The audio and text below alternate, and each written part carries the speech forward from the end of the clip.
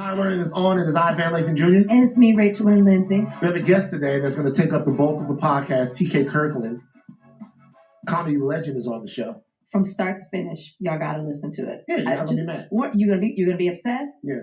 You're gonna laugh? But I feel like we held our own. You told me not to cuck up. Is that what you said? I said, yeah, don't cuck out. Cuck out. Don't cuck out. Sometimes, Rachel. No, whatever. When the person's right here, sometimes you'll.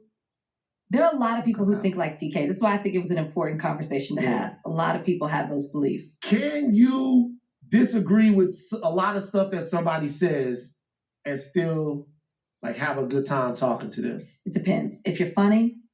And if you're fine. Yeah. Oh, you like him? TK's both. I'm not gonna lie. The man's attractive. I'm not gonna sit here, but can you imagine? Oh man. Can you imagine? I'm not gonna lie and not act like he ain't fine. I'm gonna be real with you.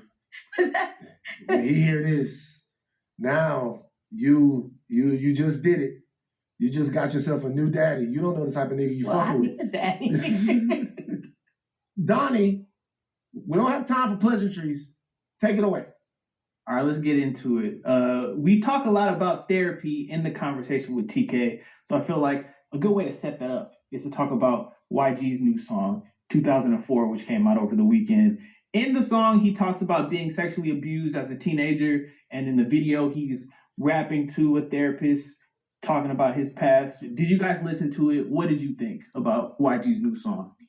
Listen to it, watch the video, but obviously when the song came out, I thought about you because we've talked about these conversations on the podcast or the lack thereof. Right. And so I would defer to you because you've expressed how you've gone through experiences with your friends where they'll say something and you're like, hey, wait a second, like that doesn't sound like that's something to brag about. That actually sounds like you were assaulted.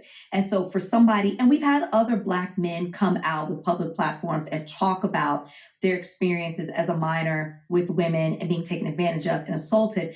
But YG and who he is and what he represents, he's not the person that if they had experienced it, I would have thought would have not just admitted it, but come out with the song and video speaking directly to it, which I thought was very powerful. But I'm going to give you the floor on it. First of all, before we even talk about this, we are in the YouTube link of this podcast. We're going to include places to where you can go and talk to someone if something like this has happened to you. Okay. Because when we talked about this before, a lot of people have pointed out that part of doing the work and discussing something like this is providing people with the resources that they need to be whole again. Black men, a lot of times, aren't, to me, seen as what they are. When I was a kid, I was big, I was gregarious, I was confident. The police always looked at me like I was a 20-some-odd-year-old man. They always treated me that way. And I think the hypermasculinity that gets infused into young Black men, really Black people, sometimes manifests itself in early sexual activity for them. And that's not always something that comes from us. Yeah. It's something that comes, I'm going to be honest with you guys, from the women in our community. It comes from the women that are closest to us. It comes from, and when I say women in our community, I don't just mean Black women. I mean the women that have the closest proximity to you. I mean the teachers that are around, the babysitters that are around, sometimes older family members that are around.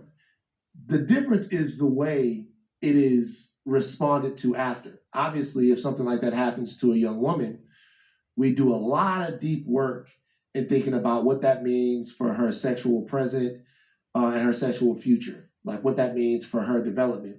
With Black men, we don't do that. We just don't.